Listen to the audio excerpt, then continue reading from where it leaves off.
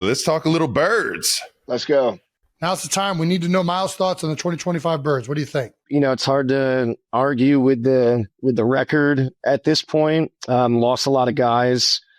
On defense, that line, it gets a little banged up. But I would say what I'm, I guess, most appreciative of, and it's kind of weird as an Eagle fan, but I just expect them to close teams out.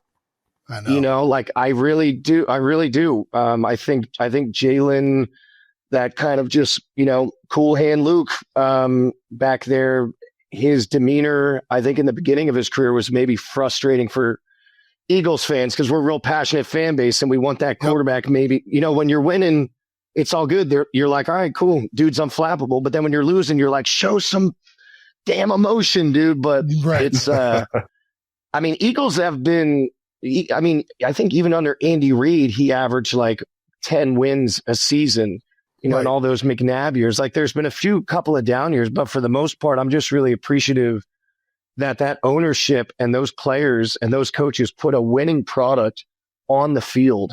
Absolutely. Oh yeah. Almost year in and year out. And that's very rare. I mean, Trav, what you boys are giving to those Chiefs fans, that franchise just took off on a rocket with you boys. And now it's like, that's the standard. And I feel like as a, NFC guy, I feel like Eagles are that standard now. So it's just awesome to watch. I appreciate all the effort. I know. Can only imagine how much goes into it. Fans will never really know. So I'm just happy to be a part of the ride. And to be honest, man, that's the one thing you see from the rest of the league is that from the top down, they are ran like a true like a top tier organization. When you go there as a fan, as a family member, I'm over here wearing the gang green when Jason's playing, and I'm sitting here. I'm like, man, this is a well-oiled machine. The family rooms, how they treat the players, how the players get embedded into that, ingrained into that city.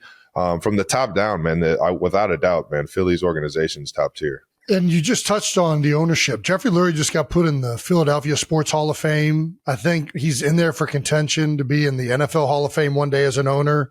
Certainly, the success that they've had since he's taken over has been incredible. And I'm just lucky to have gone to an organization like that. And, you mentioned Andy Reid. And, how many owners have been to, I guess, his fourth Super Bowl now with 3 different head coaches? Like that's – to retool and to be able to hit it again is pretty remarkable when you think about the career achievements that he's had in Philadelphia. And I just saw a stat. I think Nick has more wins than the last decade of Giants football. And you think about the turnover that New York has had. They just fired Brian Daboll.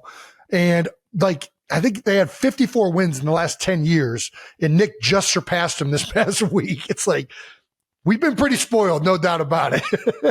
Until you win that first one, right? It's like, oh, Philly, they're never get over the hump. And now all of a sudden, you were back in another one, and then you win one, and this and that, and it's like can't even hear you down there, Giants fans.